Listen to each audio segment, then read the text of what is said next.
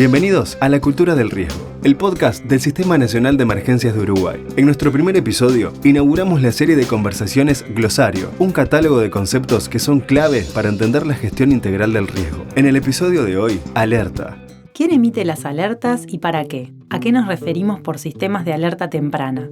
¿Qué pasa con la tecnología y la información en relación a las alertas? ¿Existen sistemas de alerta a nivel comunitario? Para comprender qué es una alerta y cómo se trabaja en Uruguay en este tema, invitamos a dialogar a Lercy Barros y a Néstor Santayana. Lercy es licenciada en Estadística y posee una especialización en finanzas. Como responsable del área de información del SINAE, estuvo a cargo del diseño e implementación del Sistema de Información Nacional MIRA, Monitor Integral de Riesgos y Afectaciones. Néstor es meteorólogo, especializado en sinóptica y jefe del Departamento de Pronóstico del Tiempo y Vigilancia Meteorológica del Instituto Uruguayo de Meteorología, INUMET. Hola Néstor, un gusto. Y al fin nos conocemos, tanto Zoom, pero nunca presencialmente. Tanta virtualidad. Exacto, bueno, es parte de lo que nos tocó la pandemia, ¿no? ¿Cómo estás? Bien, trabajando un poco. El INUMET, uno jamás descansa, ahí siempre tiene, si no tiene alertas, tiene protocolos y tiene pronósticos y tiene reuniones y bueno, es el trabajo constante que tenemos allí. No solamente se trabaja cuando hay mal tiempo, sino también cuando hay buen tiempo se trabaja y muchísimo. Es importante prepararse. Nosotros en el SINAE también, la información que nos pasa INUMET, informando de las diferentes alertas, viene muy bien para disparar protocolos, para tomar acciones, para eventualmente decidir evacuaciones de personas, justamente tratando de minimizar los impactos esperados. Y bueno, muchas veces no, en general hay que decidir en contextos de incertidumbre. La información de precisión que envían ustedes en base a modelos, la verdad que es un insumo muy importante. Eso es una palabra muy buena que nosotros siempre tratamos de mencionar, al menos yo, cuando es incertidumbre, o sea, porque uno cree que hoy con la tecnología, con los celulares, uno ya puede saber lo que puede pasar dentro de una hora o dentro de 6 horas y no es tan así. Nosotros utilizamos modelos probabilísticos justamente para tratar de simular los máximos escenarios posibles hacia futuro. Entonces siempre cuando se habla de meteorología se habla de probabilidades, ya sea probabilidad baja, media o alta, y es justamente por este tipo de modelo de predicción que lo que hacemos es cuando ingresa, cuando tomamos el primer dato y empezamos a utilizar estos modelos estadísticos, físicos y matemáticos, nos da esos escenarios y cuando los escenarios llegan a una resolución en común o la mayoría de estos escenarios coinciden, bueno, allí incrementa la probabilidad. Y para hacer las alertas, como me consultabas, y es parte de lo que informamos no solamente al SINAE, sino a todos los tomadores de decisión y también a la población, es esa probabilidad media o alta de que ocurra algún fenómeno significativo, intenso, que pueda poner en riesgo a las personas, a sus bienes, a los animales, y también es importante para lo que es el agro, el turismo y la ganadería, y también tiene afectación que a veces nos olvidamos un poco en lo que es el transporte, ya sea terrestre, marítimo o aéreo, y creo que este año fue bastante llamativo por la cantidad de días de niebla, entonces también hubo mucha afectación en el tema de transporte, y bueno, todas estas afectaciones demoran, además de los retrasos que pueden llegar a causar, y un avión por ejemplo debe parar en Uruguay, se lo destina a otro país y toda esa gente se tiene que ir a otro país para después volver. Entonces tratamos de ser cautelosos en ese sentido, no solamente en informar con cierta antelación, sino también, que creo que es vital, es el manejo de lo que es la antelación y la confianza en un pronóstico. Entonces la mejor herramienta hoy por hoy que tenemos y que se utiliza en el mundo son estos modelos de probabilísticos, que es siempre tan intrínseco en ellos lo que es la incertidumbre. Era por eso que decía esa palabra clave, ¿no? La incertidumbre. Qué importante lo que decís, Néstor, porque vos sabés que yo doy clase de estadística, ¿no? Y de probabilidad. Y es muy difícil que la gente comprenda ese concepto de qué es la probabilidad. Y aunque tengamos un evento que puede ocurrir con probabilidad 0,90, no podemos decir que vaya a ocurrir porque son eventos aleatorios y no determinísticos. Entonces es bien importante explicar eso y comprender eso. Para los niños es muy fácil entender eso. Yo lo charlo un montón con mi hijo y le explico, bueno, a ver, vamos a mirar el pronóstico y vamos a decidir. El otro día tuve que tomar la decisión si festejar o no un cumpleaños, ¿no? Ah, mirá qué bueno. Y ellos tenían perfectamente claro, bueno, a ver, vamos a mirar la probabilidad. Y tienen claro que por más que sea una probabilidad alta, la decisión hay que tomarla y después podía llover o no, y qué pasaba si llovía o no, y si habíamos tomado la decisión de suspender o no el cumpleaños. Y lo entienden de manera muy intuitiva. Y entienden intuitivo que el error que se puede llegar a cometer, el falso positivo o el error para el otro lado, que es lo que pasa en medicina, ¿no? Y lo entienden como de una manera intuitiva. Y creo que nosotros deberíamos explicar mejor eso para que la gente comprenda eso. Que hacer predicciones, además de que no es fácil porque se necesitan los modelos y se necesita mucha expertise, es necesariamente los pronósticos van a tener márgenes de error. A veces vamos a decir que pasa una cosa y no pasa, y a veces vamos a decir que no pasa y pasa. Y eso hay que comprenderlo y hay que interiorizarlo, que es parte del proceso. Y hay que decidir asumiendo los costos esos. Tal cual. El otro día, mira, justo que ahora me hice acuerdo de un amigo, salió el día del patrimonio y lo agarró la lluvia. Y él decía que nadie lo había pronosticado. Entonces yo automáticamente le pregunté, digo, ¿pero fuiste al sitio de Inumet? ¿Te bajaste la aplicación? ¿Seguiste el pronóstico? Porque la probabilidad de precipitaciones estaba. Y me decía, no, me fijé en el celular y decía que iba a llover en la madrugada. Y digo, bueno, la probabilidad estaba. O sea, está en vos el haber ido sin paraguas o no.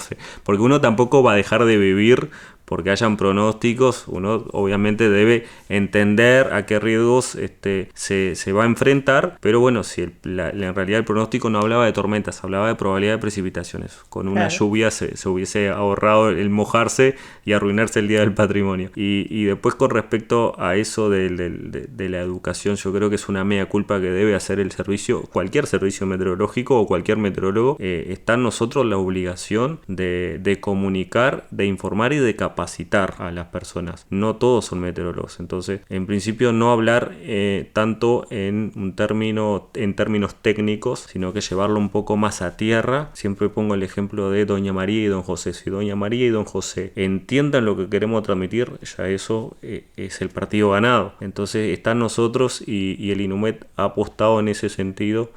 Tenemos videos institucionales, o sea, están dentro de las ceibalitas. Entonces yo creo que hemos ganado muchísimo con los niños. Los niños tienen una apertura mental que a veces los adultos no lo tienen, y ellos después lo transmiten dentro de sus casas, y eso está genial. Y lo que se puede esperar, ¿no? Porque a veces podemos tener un evento con probabilidad muy chica, pero si el impacto de ese evento es de gran magnitud, quizás también vale la pena tomar acciones. Por ejemplo, puede haber un pronóstico de una inundación con una probabilidad muy chica, pero si de acuerdo al nivel del agua ese impacto se prevé de gran dimensión, quizás sea necesario hacer una evacuación a pie seco, de manera de prevenir el impacto esperado. Pero no hay que olvidarse que es un impacto esperado. Claro, esos sistemas de alerta temprana, en realidad tienen esas cosas que uno tal vez al principio puede llegar a manejar probabilidad baja y empezar a tomar acciones en base a eso. Pero el mismo sistema después se va retroalimentando, uno lo va mejorando y las personas también van confiando más en el sistema. Entonces es poco probable, ya que estamos hablando de probabilidad, que suceda que se tomen decisiones en base a una baja probabilidad. Por lo general tomamos decisiones, cualquiera de las partes, ya sea por una probabilidad media o alta de determinado impacto, sea el impacto menor o un impacto mayor. Pero es un poco lo que decíamos. Con eso que decís de retroalimentar, en definitiva estás hablando de retroalimentar la información que podés generar con modelos. En eso creo que estamos trabajando muy bien, en esa sinergia y esa retroalimentación desde el sistema de información del SINAE. Por ejemplo, con el sistema de alertas que estamos trabajando ahora, que Inumet creó para alertar los fuegos activos o para detectar los focos de calor mediante imágenes satelitales, es importante esos modelos retroalimentarlos con el registro de los eventos en territorio. Exacto, tal cual. Nosotros lo que teníamos antes era el índice de riesgo forestal, el cual se actualiza a diario, incluso actualmente se actualiza. ¿Cómo era el nombre? el Nesterov. Se parece a mi nombre, Néstor, pero no, Nesterov. Y lo que eso indica es, en base, o sea, es un histórico, es si viene lloviendo o no viene lloviendo, si hay una mayor temperatura, una mejor cantidad, un menor porcentaje de humedad, entonces va incrementando el riesgo de incendio forestal. Obviamente eso necesita una adecuación porque ese índice no fue hecho para Uruguay, entonces no tiene lo que es la vegetación que tenemos nosotros, pero bueno, es un indicativo de qué tan propicio está como para generarse un incendio forestal. Lo que cambia con este nuevo incendio o monitoreo que estamos haciendo nosotros con el Grafana, como mencionás vos, es en realidad utilizar datos de satélite para identificar puntos calientes, pero eso ya es tiempo real, eso es monitoreo, está ocurriendo en este momento, no es una forma preventiva de decir va a ocurrir. Entonces son cosas que están buenas porque de cierta forma comparten o acompañan a ese índice, donde el índice que viene de antes indica, bueno, hay probabilidad de que ocurra esto, y lo otro es, en este momento está ocurriendo eso. Entonces es una herramienta muy valorada, sobre todo por bomberos, que son los que están siempre ahí en el pie de guerra, ¿no? Es decir, en primera fila, y ellos tienen acceso a eso, y nosotros estamos trabajando para mejorarlo y obviamente disponibilizarlo a toda la población para que pueda ver también dónde están los puntos calientes, que por lo general en su mayoría están relacionados a incendios forestales y lamentablemente son antropogénicos esos incendios, ¿no? Es más por descuido de las personas que sí incendios naturales. Sí, sí, ese tipo de información es muy valiosa y además mostrarla en el territorio, como, bueno, lo mismo con las alertas, ¿no? Como las muestran en el territorio, indicando que no necesariamente afecta a todo un departamento, sino a una parte del departamento. En ese sentido, estaría bueno seguir avanzando, que pudiéramos seguir compartiendo información y avanzando hacia una evaluación de impacto también con el tipo de alertas para poder predecir o pronosticar a cuántas viviendas pueden llegar a ser afectadas en esa proporción de territorio, cuántas personas. En esta primera parte de la conversación, Lercy y Néstor hablan particularmente de alertas por riesgo meteorológico, hidrológico y de incendios forestales. Pero sin duda es importante contar con sistemas de alertas para todos los tipos de riesgo que existen en el país. Un caso interesante se da con el riesgo de sismos. Según explican los especialistas, Uruguay es un país con riesgo sísmico bajo. Sin embargo, ese riesgo no es nulo. En efecto, se estima que anualmente se registran entre 15 y 25 eventos sísmicos en el país, y el SINAE, junto a otros organismos, trabajan para generar un sistema de monitoreo y alerta temprana de este tipo de fenómenos.